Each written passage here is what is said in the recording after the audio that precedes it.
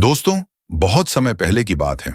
एक राज्य का राजा था जिसका नाम रघु सिंह था। वह अपनी दानशीलता के लिए प्रसिद्ध था। उसे अपनी दानशीलता पर इतना घमंड हो गया कि उसे लगने लगा कि उसके जैसा दान देने वाला इस संसार में कोई नहीं है। उसने स्वयं को भगवान के बराबर मानना शुरू कर दिया। उसे लगता था कि जो भी उसके दरबार में आएगा, उसकी हर समस्या वह स्वयं दूर कर देगा।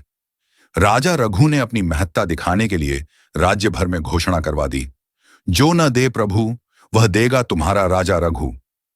राजा के इस घमंड भरे रवैये ने पूरे राज्य में हलचल मचा दी। लोगों ने सोचा कि यदि राजा खुद को भगवान से बड़ा मानते हैं तो इसमें कुछ विशेष अवश्य होगा। इसी बीच राज्य के एक कोने में दो फकीर साधु रहते थे।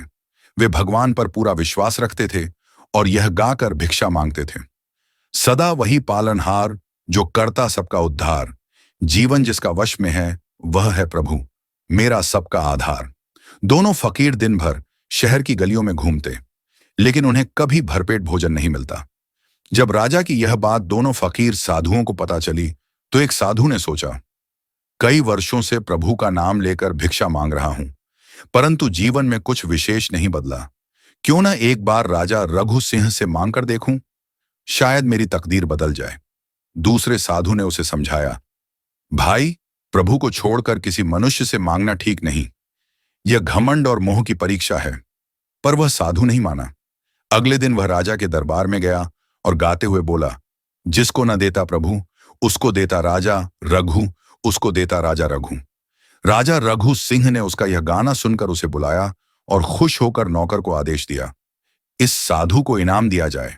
थोड़ी देर में नौकर दो खरबूजे लाकर फकीर को दे गया। साधु यह देखकर उदास हो गया।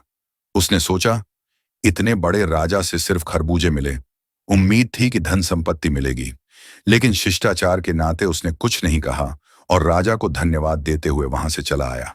साधु को सुल्फा, एक तरह का तंबाकू, पीने की आदत थी और इस समय उसे सुल्फा पीने की तलब लग गई। वह भागा हुआ पनवाड़ी की दुकान पर गया, लेकिन पनवाड़ी दुकान में मौजूद नहीं था। उसकी जगह नौकर बैठा हुआ था।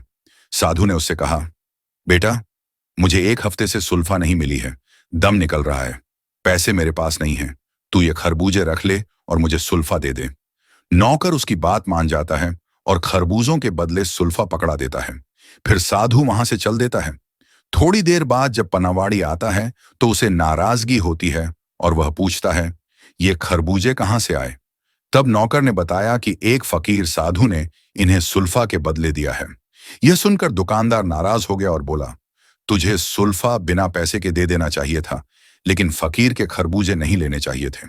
तभी उसी पनवाड़ी की दुकान पर दूसरा साधु आ जाता है, जो भगवान पर पूरा विश्वास रखता है, और वह गाकर भिक्षा मांगता है, सदा वही पालनहार जो करता सबका उद्धार, जीवन जिसका वश में है वह है प्रभु, मेरा सबका आधार।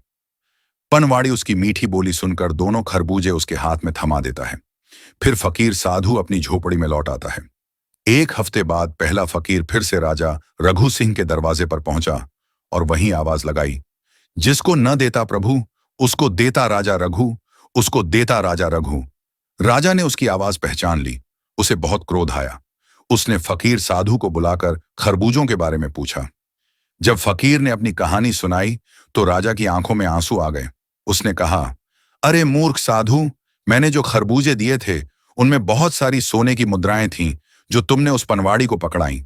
पनवाड़ी से बात करने पर पता चलता है कि उसने भी वही खरबूजे उस साधु को दे दिए थे जो भगवान में अटूट विश्वास रखता था। राजा का जो घमंड था वह अब टूट चुका था। अब वह समझ चुका था कि असली दाता तो ईश्वर ही है।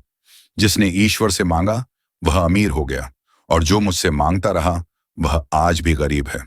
निष्कर्ष, मनुष्य चाहे कितना भी बड़ा हो जाए, असली दाता ईश्वर ही है। जो व्यक्ति प्रभु पर भरोसा करता है उसे कभी किसी अन्य से मांगने की आवश्यकता नहीं होती। यह कथा घमंड के नुकसान और ईश्वर पर सच्चे विश्वास की शिक्षा देती है।